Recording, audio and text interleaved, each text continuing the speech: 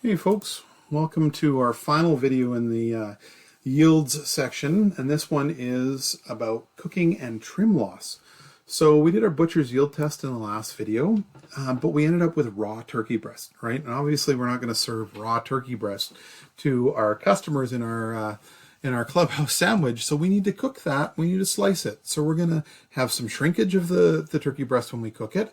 And we're going to have some loss due to trim, right? Whether we can use that trim somewhere or not will determine the final price. And we're going to go through a couple scenarios coming up, right? So usually done with large roasts, obviously irrelevant if you're buying pre-cooked meat, like sort of the deli style turkey breast, right? So you're going to have a little bit of trim loss, but you're not going to have the shrinkage as you cook, right? So first example I've got coming up here, we have 12 pounds, 4 ounce roast cooked down to 10 pounds, 15 ounces fully cooked.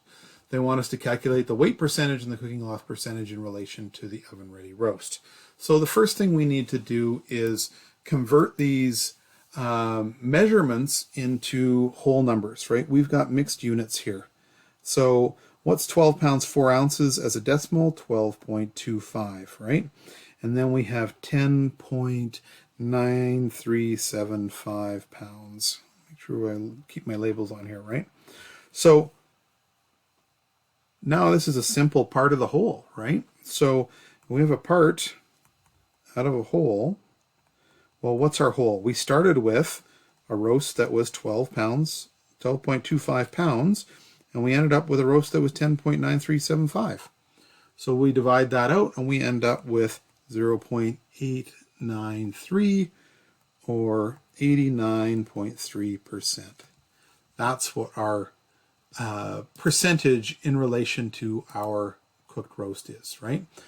Now, our loss is going to be 100% minus 89.3% to give us a loss of 10.7%, right? So we lost 10.7% due to cooking, just by simply cooking the whatever roast it was. Let's say it's a wild beast roast. We lost 10.7% just due to shrinkage, right? Remember, loss will always be added with the yield to get 100%, right? There's nothing in no other parts to it. You have yield and you have loss. Together, they make 100%, right?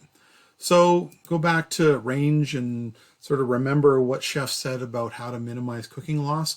Obviously, first off, you do not want to overcook anything you're cooking because you will get excess shrinkage. Slow roasting at a low temperature for a longer period of time will reduce that loss. It will keep more of the moisture in. Overnight roasting is kind of the thought there. Always allow your roast or whatever you've cooked to rest before you slice into it, so that all those juices that have sort of sucked into the core of the roast have a chance to redistribute.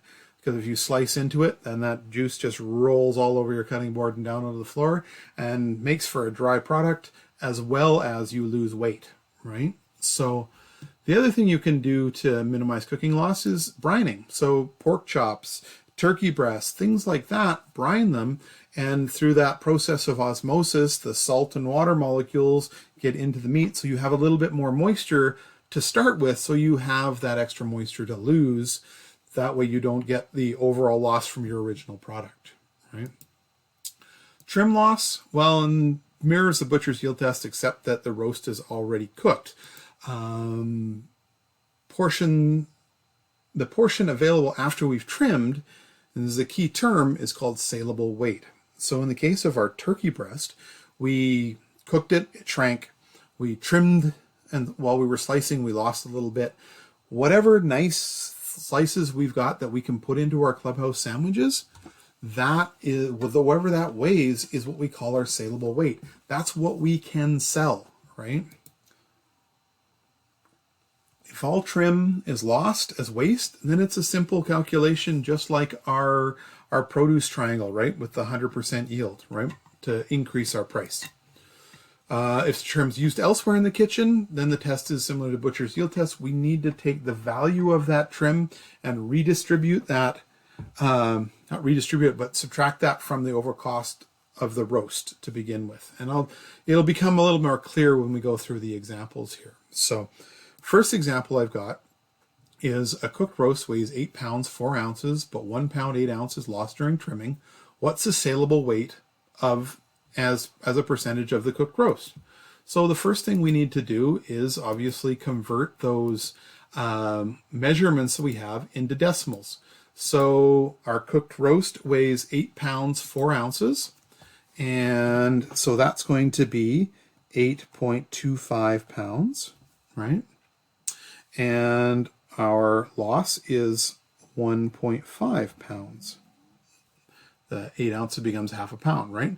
So what's our saleable weight? Well, if we started with 8.25 pounds and we lost 1.5 pounds, we're left with 6.75 pounds, right? That's our saleable weight. But the question's asking for it as a percentage. So back to our part of the whole, we got 6.75 pounds out of a roast that originally weighed 8.25 pounds, which gives us 0.818 or 81.8%. Okay. So our true EP dollars equals our total cost divided by our saleable weight. Now we're getting closer to the value per ounce or per pound that we're actually going to put in our recipe for our clubhouse sandwich. We've cooked the turkey now. We haven't trimmed it yet, but we've cooked the turkey, right? So we're getting closer to that cost per ounce or that cost per pound. So the next example I have, a 6 pound 2 ounce roast costs $28.83 as per the butcher's yield test that we did. After cooking and trimming, the saleable weight is 4 pounds 12 ounces. What's our EP cost per ounce? So first thing we need to recognize here, excuse me, is what did it cost us? It cost us $28.83 for our roast. What did we get for that $28.83? Well, our saleable weight is 4 pounds 12 ounces. So 12 divided by 16? I should have that memorized. 7.5. 4.75. And my pen died. 7.5 pounds, right? So what's our price per pound? Well, we take this, divide by 4.75, divide this by 4.75.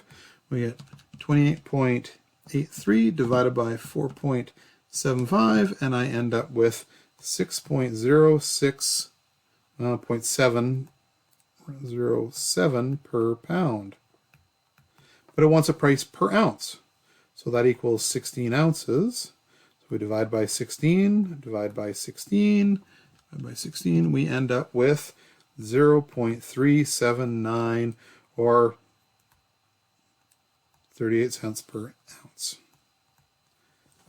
That's our cost per ounce. So if we're doing 3 ounces of turkey in our sandwich, 3 times 38 cents, right? And that would get us our cost for the cooked turkey breast.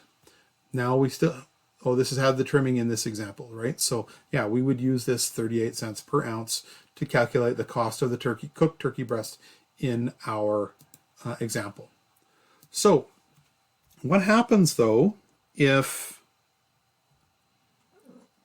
the trim is used elsewhere in the kitchen and has value, i.e. we use the trimming from beef in a pasta, right? That we're using it, so it has value. We didn't just go into the garbage. So we need to include that in the calculation. So if we go back to the turkey breast from the butcher's yield test we did, we ended up with 4 pounds 7 ounces of oven-ready turkey breast, and it had a value of $7.76. The cooked breast, though, after it's cooked, is 3 pounds 10 ounces. Most of it is sliced and used for our clubhouse sandwich, but we lost 4 ounces of trim, but we're going to put that trim into ravioli. So what's our EP dollar for sliced turkey breast? Well, the first thing we need to do is figure out what was our trim value. So that 4 ounces, that trim, 4 ounces is actually 0.25. I'm going to switch color. I don't like writing in red. 0.25 pounds times $1.99 per pound equals 50 cents, right? And the value of our sliced turkey then is $7.76 minus that 50 cents, because we use that elsewhere in the kitchen. So really our 3-pound 10-ounce roast, we cost us $7.26, right?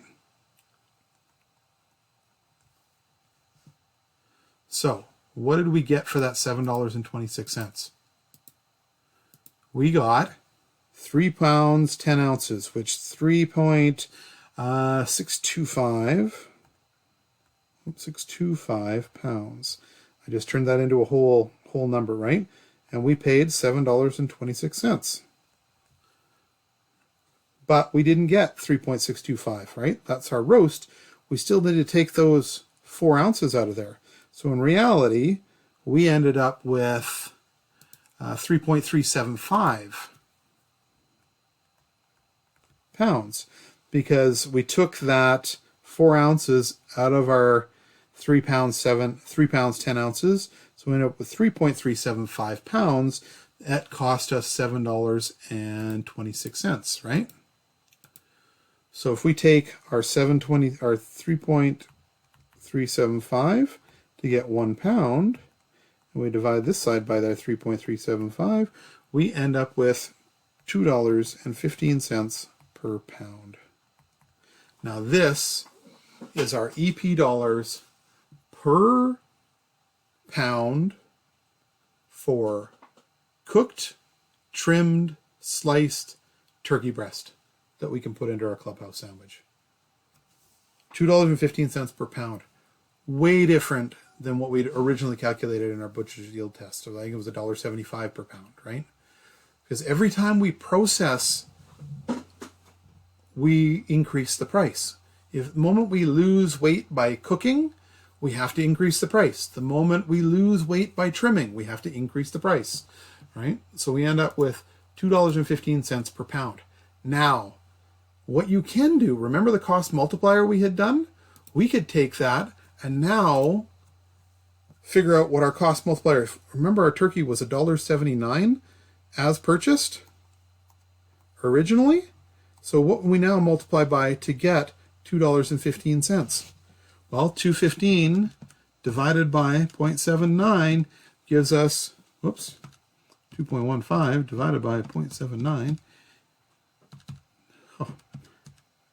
5 divided by 0.79 equals 2.72.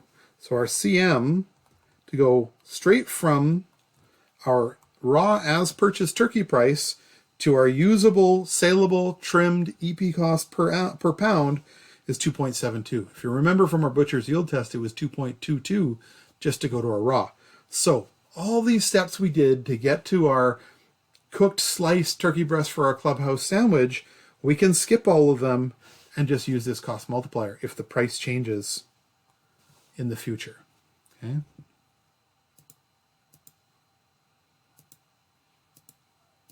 Skip over a few slides here.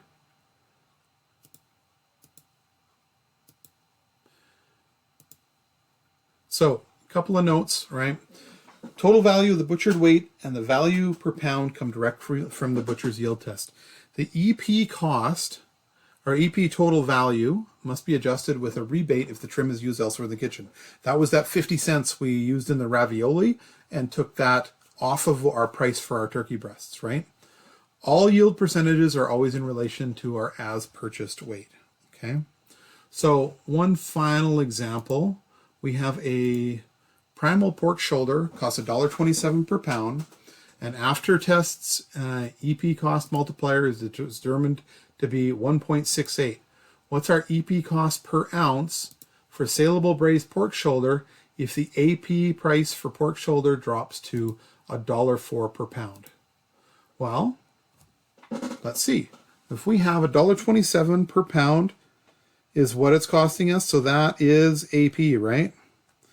And after tests, we did our butcher's yield test and everything. Our CM is at 1.68.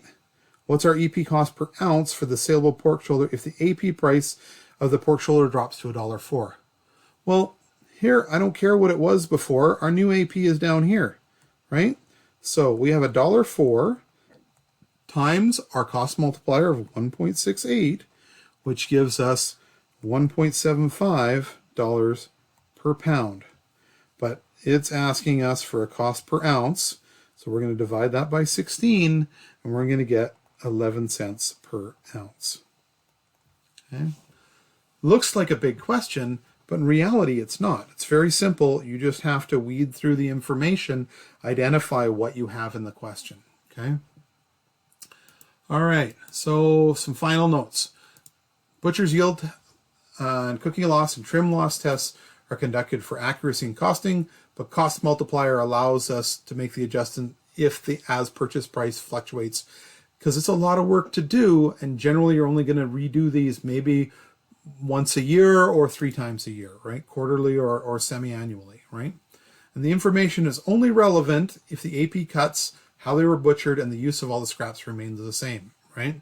So what's that talking about? If we're still butchering it the same, we're still using the same grade of turkey, we're still cutting it up the same way so that those percentages stay the same. And then when it comes to using of the byproducts or the trim, we're still using the trim and the ravioli, right? We haven't changed the process at all. If we change the process at all, we have to go back and recalculate, right? And obviously a chef will always save money by utilizing the scrap and trim elsewhere instead of throwing it in the bin, as long as it's useful. Don't use stuff that should go in the bin just because you think you're saving money. You're going to decrease the quality of food that you're serving, right? Garbage in equals garbage out. All right. This concludes the section on yields. We'll be moving into actual recipe costing here in the next set of videos. All right. Thank you very much.